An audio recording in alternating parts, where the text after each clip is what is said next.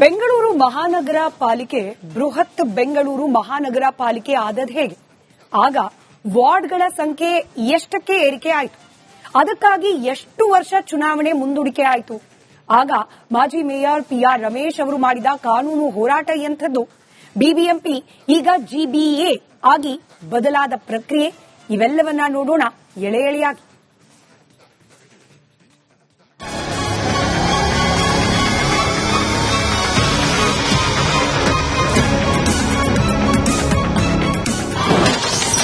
ಬೆಂಗಳೂರು ಆಡಳಿತ 2007ರ ಏಪ್ರಿಲ್ 1ರಂದು ಕರ್ನಾಟಕ ಸರ್ಕಾರ ಒಂದು ಐತಿಹಾಸಿಕ ನಿರ್ಧಾರವನ್ನು ಕೈಗೊಳ್ಳಿತು. ಹಳೆಯ ಬೆಂಗಳೂರು ಮಹಾನಗರ ಪಾಲಿಕೆಯನ್ನ ಬಿಬಿಎಂಪಿ ಅಂದರೆ ಬೃಹತ್ ಬೆಂಗಳೂರು ಮಹಾನಗರ ಪಾಲಿಕೆಯಾಗಿ ರಚನೆ ಮಾಡಲಾಯಿತು. ಆಗ ವಾರ್ಡ್ಗಳ ಸಂಖ್ಯೆ 198ಕ್ಕೆ ಏರಿಕೆ ಆಯಿತು. ಆಗ ಬಿಬಿಎಂಪಿ ವ್ಯಾಪ್ತಿ 709 ಚದರ ಕಿಲೋಮೀಟರ್ಗೆ ಹೆಚ್ಚಳವಾಯಿತು. ಬಿಬಿಎಂಪಿ ರೂಪಿಸುವ ಭಾಗವಾಗಿ ಬೆಂಗಳೂರು ಮಹಾನಗರ ಪಾಲಿಕೆ ಜೊತೆಗೆ ಅದರ ಸುತ್ತಮುತ್ತಲಿದ್ದ 5 ನಗರ ಸಭೆಗಳು ಹಾಗೂ 2 ಪುರಸಭೆ ಮತ್ತು 110 ಗ್ರಾಮ ಪಂಚಾಯಿತಿಗಳ ಪೈಕಿ ಬಹುತೇಕ ಒಟ್ಟುಗೂಡಿಸಿ ಬೃಹತ್ ಆಡಳಿತ ವ್ಯವಸ್ಥೆಯನ್ನ ಸೃಷ್ಟಿಸಲಾಯಿತು. ಹೀಗೆ ಬಿಬಿಎಂಪಿ ಅಸ್ತಿತ್ವಕ್ಕೆ ಬಂದಾಗ ವಾರ್ಡ್ಗಳ ಸಂಖ್ಯೆ ಮತ್ತು ನಗರದ ವಿಸ್ತೀರ್ಣದಲ್ಲಿ ಭಾರಿ ಜಿಗಿತವಾಯಿತು. ಈ ಪ್ರಕ್ರಿಯೆ ಕಾರಣ ಮುಂದಿಟ್ಟು ಚುನಾವಣೆ ಮುಂದೂಡಿದಾಗ ಕಾನೂನು ಸಮರ ನಡೆಸಿದ ಅನುಭವ ನೆನಪಿಸಿಕೊಳ್ತಾರೆ ಮಾಜಿ ಮೇಯರ್ PR ರಮೇಶ್. ನಂತರ ಇವರು ಚುನಾವಣೆಗಳು ಮಾಡಲೇ ಇಲ್ಲ. ಮತ್ತೆ 1 ವರ್ಷಗಳ ಕಾಲ ಹಾಗೆ 1.5 ವರ್ಷಗಳ ಕಾಲ ಹಾಗೆ ಹೋಯ್ತು. 1 ವರ್ಷ. ಆಗ ನಾವೇ ಹೈಕೋರ್ಟ್ಗೆ ಮತ್ತೆ ದಾವೆ ನಾನೇ ಹಾಕಿ ಮತ್ತೆ ಅದನ್ನ ಒಂದು ದೊಡ್ಡ ಹೋರಾಟನೇ ಆಯ್ತು. ಆಗ ಬಹಳ ದೊಡ್ಡ ಹೋರಾಟ. ಕೊನೆಗೆ ಅದು 2009ರವರೆಗೂ ನನ್ನ ಹೋರಾಟ ಬಿಡ್ಲೇ ಇಲ್ಲ. ಹಾಗಾಗಿ 2009ರಲ್ಲಿ ಚುನಾವಣೆ ಆಗ್ಲೇಬೇಕು ಅಂತ ಸುಪ್ರೀಂ ಕೋರ್ಟ್ ಅವ್ರಿಗೂ ಎಕ್ಕಬೇಕಾದಂತ ಒಂದು ಸಂದರ್ಭ ಬಂತು. ಕೊನೆಗೆ ನನ್ನ ಒತ್ತಡಕ್ಕೆ ಮತ್ತು ನ್ಯಾಯಾಲಯದ ಒತ್ತಡಗಳಿಗೆ ಇನ್ನ ತಿಳ್ಕೊಳಕ್ ಆಗಲ್ಲ ಅಂತೇಳಿ ಅವತ್ತಿನ ಜನತಾದಳ ಕುಮಾರಸ್ವಾಮಿ ಅವ್ರ ಸರ್ಕಾರ ಇರ್ಬೋದು ಮತ್ತು ಬಿಜೆಪಿ ಸರ್ಕಾರ ಇರ್ಬೋದು ವಿನಾಕಾರಣವನ್ನ ಒಡ್ಡಿ 2010ರಲ್ಲಿ 198 ವಾರ್ಡ್ಗಳನ್ನಾಗಿ ವಿಂಗಡಿಸಿ ಬೆಂಗಳೂರಿನ ಅದನ್ನು 800 ಚದರ ಕಿಲೋಮೀಟರ್ ಎಕ್ಸಿ ಯಾವುದೇ ಒಂದು ಮುಂದಾಲೋಚನೆ ಇಲ್ಲದೆ ಹಲವಾರು ನಗರ ಪ್ರದೇಶಗಳಿಗೆ ಬೇಕಾದಂತಹ ಹಲವಾರು ಸಮಸ್ಯೆಗಳನ್ನ ಒಡ್ಡಿ ಆ ಒಂದು ಕೆಲಸವನ್ನ ಮಾಡ್ಕೊಳ್ಳೋದಕ್ಕೆ ಹೋಗಿತ್ತು. ಹಾಗಾಗಿ 2010ರಲ್ಲಿ ಚುನಾವಣೆಗಳಾಯಿತು. PR ರಮೇಶ್ ಅವರು ಬಿಬಿಎಂಪಿಗೆ ಚುನಾವಣೆ ನಡೆಸಲು ಅದೆಂತ ಹೋರಾಟ ಮಾಡಿದ್ರು ಅಂದ್ರೆ, ಒಂದು ಹಂತದಲ್ಲಿ ರಾಜ್ಯ ಚುನಾವಣಾ ಆಯೋಗ ಎಲೆಕ್ಷನ್ ಘೋಷಣೆ ಮಾಡಿಬಿಟ್ಟು, ಆದರೆ ರಾಜ್ಯ ಸರ್ಕಾರ ಮೀಸಲಾತಿ ಪಟ್ಟಿಯಲ್ಲಿ ಮಾಡಿದ ಲೋಪದಿಂದಾಗಿ ಘೋಷಣೆಯಾಗಿದ್ದ ಚುನಾವಣೆಯೇ ಬರ್ಖಾಸ್ತು ಆಗಿತ್ತು. ಕಡೆಗೂ 2010ರಲ್ಲಿ ಚುನಾವಣೆ ನಡೆದು ಬಿಬಿಎಂಪಿಯಲ್ಲಿ ಬಿಜೆಪಿ ಅಧಿಕಾರದ ಚುಕ್ಕಾಣಿಯನ್ನ ಹಿಡಿತು. SK ನಟರಾಜ್ ಅವರು ಬಿಬಿಎಂಪಿಯ ಮೊದಲ ಮೇಯರ್ ಆದರು. 5 ವರ್ಷಗಳ ನಂತರ 2015ರಲ್ಲಿ ಮತ್ತೆ ಚುನಾವಣೆ ನಡೆಯಿತು. ಆಗ ಬಿಜೆಪಿ ದೊಡ್ಡ ಪಕ್ಷವಾಗಿ ಹೊರಹೊಮ್ಮಿದ್ರು ಕೂಡ ಕಾಂಗ್ರೆಸ್ ಜೆಡಿಎಸ್ ಒಗ್ಗೂಡಿ ಬಿಬಿಎಂಪಿಯಲ್ಲಿ ಅಧಿಕಾರ ಸ್ಥಾಪಿಸಿದ್ರು. ಅದಾದ ನಂತರ ಈಗ 11 ವರ್ಷಗಳಾಯಿತು, ಮತ್ತೆ ಚುನಾವಣೆ ನಡೆಯಲಿಲ್ಲ. ಕಾರಣ ಬೆಂಗಳೂರಿಗೆ ಪ್ರತ್ಯೇಕ ಕಾಯ್ದೆ ರಚನೆಯಿಂದ GBA ರಚನೆವರೆಗಿನ ಪ್ರಕ್ರಿಯೆ. 2020ರಲ್ಲಿ ಅವರು ಎಲೆಕ್ಷನ್ ಮಾಡೋದಕ್ಕೆ ಯಾವುದೇ ಕ್ರಮವನ್ನ ಬಿಜೆಪಿ ಸರ್ಕಾರ ತಗೊಳ್ಳೇ ಇಲ್ಲ. ಹಾಗಾಗಿ 2023ವರೆಗೂ ಹಾಗೆಯೇ ಹೊಡ್ಕೊಂಡು ಹೋಗಿ ಮತ್ತೆ 23ರಲ್ಲಿ ಮತ್ತೆ ಕಾಂಗ್ರೆಸ್ ಸರ್ಕಾರ ಬಂದಿದೆ. ಬೆಂಗಳೂರು ಆಡಳಿತ ಹೇಗಿತ್ತು, ಹೇಗಾಯ್ತು? ಬೆಂಗಳೂರಿಗೆ ಪ್ರತ್ಯೇಕ ಕಾಯ್ದೆ ರಚನೆ 2020ರಲ್ಲಿ ಬಿಬಿಎಂಪಿಯಲ್ಲಿ ಅಸ್ತಿತ್ವದಲ್ಲಿ ಚುನಾಯಿತ ಜನಪ್ರತಿನಿಧಿಗಳ ಅವಧಿ ಮುಗಿದ ನಂತರ ಮತ್ತೆ ಚುನಾವಣೆ ಮುಂದೂಡಿಕೆ ಆಯಿತು. ಈ ಬಾರಿ ಚುನಾವಣೆ ಮುಂದೂಡಿಕೆಗೆ ಕಾರಣವಾಗಿದ್ದು ಬೆಂಗಳೂರಿಗೆ ಪ್ರತ್ಯೇಕ ಕಾಯ್ದೆ ಅಂತಾರೆ PR ರಮೇಶ್. ಹಾಗಾಗಿ 2023ವರೆಗೂ ಹಾಗೆಯೇ ಹೊಡ್ಕೊಂಡು ಹೋಗಿ ಮತ್ತೆ 23ರಲ್ಲಿ ಮತ್ತೆ ಕಾಂಗ್ರೆಸ್ ಸರ್ಕಾರ ಬಂದಿದೆ. ಕಾಂಗ್ರೆಸ್ ಸರ್ಕಾರ ಬಂದು ಹಲವಾರು ಕ್ರಮಗಳನ್ನ ತಗೊಂಡು ಆದ್ಮೇಲೆ ಡಿಲಿಮಿಟೇಷನ್ ಇವೆಲ್ಲ ಕಾರಣ. ಇದಕ್ಕೆಲ್ಲ ಏನಪ್ಪಾ ಅಂದ್ರೆ ಪಾಪ್ಯುಲೇಷನ್ ಸೆನ್ಸಸ್ ಮಾಡದೇ ಇರೋದು. 2023ರಲ್ಲಿ ರಾಜ್ಯದಲ್ಲಿ ಕಾಂಗ್ರೆಸ್ ಅಧಿಕಾರಕ್ಕೆ ಬಂದ ನಂತರ ಬೆಂಗಳೂರು ಅಭಿವೃದ್ಧಿ ಸಚಿವ DK ಶಿವಕುಮಾರ್ ಅವರು GBA ರಚನೆಯನ್ನ ಹಠಕ್ಕೆ ಬಿದ್ದಂತೆ ಮಾಡಿದ್ರು. ಇದಕ್ಕಾಗಿ ಗ್ರೇಟರ್ ಬೆಂಗಳೂರು ಗವರ್ನೆನ್ಸ್ ಕಾಯ್ದೆಯ ಅಡಿಯಲ್ಲಿ ಇಡೀ ಬೆಂಗಳೂರನ್ನ ಆಳ್ತಾ ಇದ್ದ ಏಕೈಕ ಬಿಬಿಎಂಪಿಯನ್ನ ಸಂಪೂರ್ಣವಾಗಿ ವಿಸರ್ಜಿಸಿ ಇತಿಹಾಸದ ಪುಟಕ್ಕೆ ಸೇರಿಸಲಾಯಿತು. ಅದಾದ ನಂತರ ಈಗ ಜಾರಿಗೆ ಬಂದಿರುವುದೇ GBA.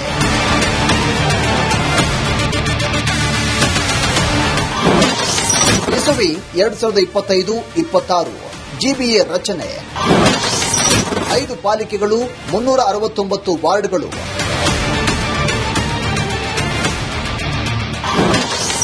Bengaluru central city corporation, Bengaluru north city corporation, Bengaluru south city corporation, Bengaluru east city corporation, Bengaluru west city ಕಾರ್ಪೊರೇಷನ್ಗಳನ್ನು ರೂಪಿಸಲಾಗಿದೆ.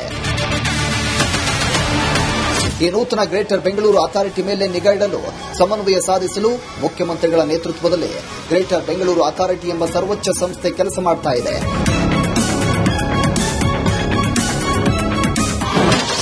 ಹೇಗಿದೆ ಜಿಬಿಎ ರೂಪರೇಷೆ? ಬಿಬಿಎಂಪಿಯಲ್ಲಿ ಇದ್ದಂತೆ ಈಗ ಜಿಬಿಎಗೆ ಒಬ್ಬರೇ ಕಮಿಷನರ್. ಇಡೀ ಬೆಂಗಳೂರಿನ ಜವಾಬ್ದಾರಿ ನೋಡಬೇಕೆಂದಿಲ್ಲ. 5 ಪಾಲಿಕೆಗಳಿಗೆ ಪ್ರತ್ಯೇಕ ಮೇಯರ್ ಮತ್ತು ಕಮಿಷನರ್ ಇದ್ದಾರೆ. ವಾರ್ಡ್ ಮಟ್ಟದಲ್ಲೇ ಬಜೆಟ್ ಮತ್ತು ತೆರಿಗೆ ನಿರ್ಧಾರವಾಗುವ ವ್ಯವಸ್ಥೆ ಜಾರಿಯಾಗಿದೆ. ಬಿಡಿಎ, ಬಿಎಂಟಿಸಿ, ಬಿಡಬ್ಲ್ಯೂಎಸ್ಎಸ್ಬಿ ಸಂಸ್ಥೆಗಳೆಲ್ಲವೂ ಈ ಜಿಬಿಎ ವ್ಯಾಪ್ತಿಯಡಿ ಸಮನ್ವಯಗೊಳ್ಳಲಿವೆ.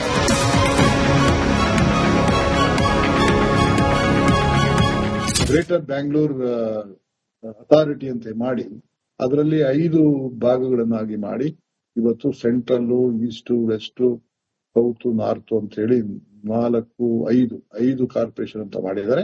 ಈಗ ಡಿಲಿಮಿಟೇಷನ್ ಎಲ್ಲ ಆಗಿದೆ ಮತ್ತು ಕಮಿಷನ್ ಅಪಾಯಿಂಟ್ ಮಾಡಿದ್ದಾರೆ. ಅದರ ಆಧಾರದ ಮೇಲೆ ರಿಸರ್ವೇಶನ್ಸ್ ಎಲ್ಲ ತಂದಿದ್ದಾರೆ. ಮತ್ತೆ 369 ವಾರ್ಡ್ಗಳು ನಾವು ವಿಂಗಡಿಸಿದ್ದಾರೆ. ಇದರಲ್ಲಿ ಹೆಚ್ಚು ಪಾರದರ್ಶಕ ಬರುತ್ತೆ ಮತ್ತು ಹೆಚ್ಚು ಪಾಲ್ಗೊಳ್ಳುವಿಕೆ ಆಗುತ್ತೆ ಮತ್ತೆ ಹೆಚ್ಚು ಜನರಿಗೆ ಸರ್ಕಾರ ಒದಗಿಸಿದಂಗಾಗುತ್ತೆ ಮತ್ತು ಅವರು ಪಾಲ್ಗೊಳ್ತಕ್ಕಂಥದ್ದು ವಾರ್ಡ್ ಕಮಿಟೀಸು ಎಲ್ಲ ರಚನೆಗಳಾಗುತ್ತೆ. ಹೀಗಾಗಿ ನಾವು ಈ ಒಂದು ಸರ್ಕಾರ ಹೆಚ್ಚು ಅಕೌಂಟಬಿಲಿಟಿ ಇರಬೇಕು, ರೆಸ್ಪಾನ್ಸಿಬಿಲಿಟಿ ಇನ್ಕ್ರೀಸ್ ಆಗಬೇಕು ಅಂತ ಹೇಳಿ ಈ ಕ್ರಮವನ್ನ ಈಗಿನ ಸರ್ಕಾರ ತಗೊಂಡಿದೆ.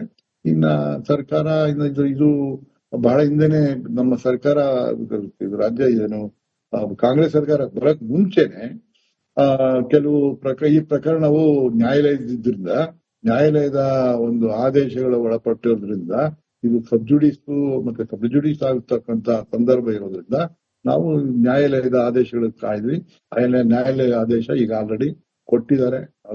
ಆಗಸ್ಟ್ 31 ಚುನಾವಣೆ ನಡೆಸಬೇಕು ಅಂತ.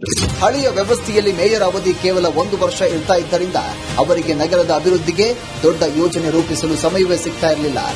ಕುರ್ಚಿಗೆ ಬಂದು ಕೂತು ಫೋಟೋ ತೆಗೆಸಿಕೊಳ್ಳುವಷ್ಟರಲ್ಲಿ ಅವಧಿ ಮುಗಿತಾ ಇತ್ತು ಎಂಬ ವ್ಯಾಖ್ಯಾನವಿತ್ತು.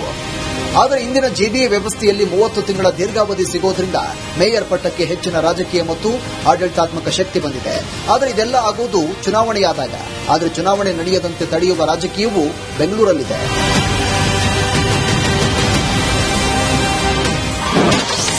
ಬೆಂಗಳೂರು ಶಾಸಕರಿಗೆ ಬೇಕಿಲ್ಲ ಜಿಬಿಎ ಚುನಾವಣೆ. ಕೇಳೋರು ಯಾರು? ಪ್ರಜಾಪ್ರಭುತ್ವದ ಬವಣೆ. ಬಿಬಿಎಂಪಿ ಆಗಲಿ ಈಗಿನ ಜಿಬಿಎ ಹೀಗೆ ಯಾವುದೇ ಮಾದರಿ ಇದ್ದರೂ ಚುನಾವಣೆ ನಡೆಯುವುದು ಬೆಂಗಳೂರಿನ ಶಾಸಕರಿಗೆ ಬೇಕಿಲ್ಲ ಎಂಬ ಆರೋಪ ಇದೆ. ಅದ್ಯಾಕೆ ಕೇಳಿದ್ರೆ ವಾರ್ಡ್ಗೂ ಕಾರ್ಪೊರೇಟರ್ಗಳು ಬಂದರೆ ನಮ್ಮ ಹಿಡಿತ ತಪ್ಪಿ ಹೋಗುತ್ತೆ ಎಂಬ ಕಾರಣ. ಹೀಗಾಗಿ ಬೆಂಗಳೂರಿನ ಸ್ಥಳೀಯ ಸಂಸ್ಥೆಯ ಚುನಾವಣೆಯ ವಿಚಾರ ಬಂದರೆ ಬೆಂಗಳೂರಿನ ಶಾಸಕರು ಪಕ್ಷಾತೀತವಾಗಿ ಒಗ್ಗೂಡಿ ಚುನಾವಣೆ ಮುಂದೂಡಿಸಲು ಯತ್ನಿಸುತ್ತಾರೆ ಎಂಬ ಆಪಾದನೆ ಇದೆ.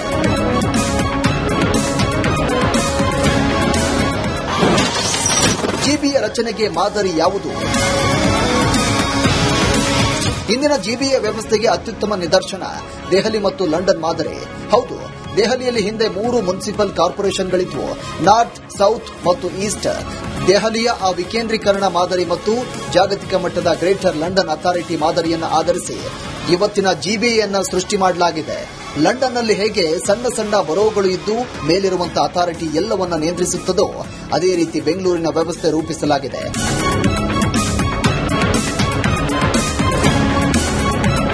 1862ರಲ್ಲಿ ಸಿಟಿ ಮುನ್ಸಿಪಲ್ ಬೋರ್ಡ್ ಹಾಗೂ ಮುನ್ಸಿಪಲ್ ಕಂಟೋನ್ಮೆಂಟ್ ಬೋರ್ಡ್ ಅಂತ ಆರಂಭವಾಗಿ ಈಗ ಜಿಬಿಎ ರಚನೆಯಾಗಿರುವ ಬೆಂಗಳೂರು ಸ್ಥಳೀಯ ಸಂಸ್ಥೆಯ ರಾಜಕೀಯ ಇತಿಹಾಸವಿದು. ಹೆಸರು ಬದಲಾಗಿದೆ, ಕಾನೂನು ಬದಲಾಗಿದೆ, ವಾರ್ಡ್ಗಳ ಸಂಖ್ಯೆ 300ರ ಗಡಿ ದಾಟಿದೆ. ಆದರೆ ಬದಲಾಗದೆ ಉಳಿದಿರುವುದು ಒಂದೇ, ಈ ನಗರವನ್ನ ಪ್ರೀತಿಸುವ ಕೋಟ್ಯಾಂತರ ಜನರ ಜೀವಂತಿಕೆ. ಈಗ ಜುಲೈ ತಿಂಗಳಲ್ಲಿ ಚುನಾವಣೆ ಘೋಷಣೆಯ ಚರ್ಚೆ ಶುರುವಾಗಿದೆ.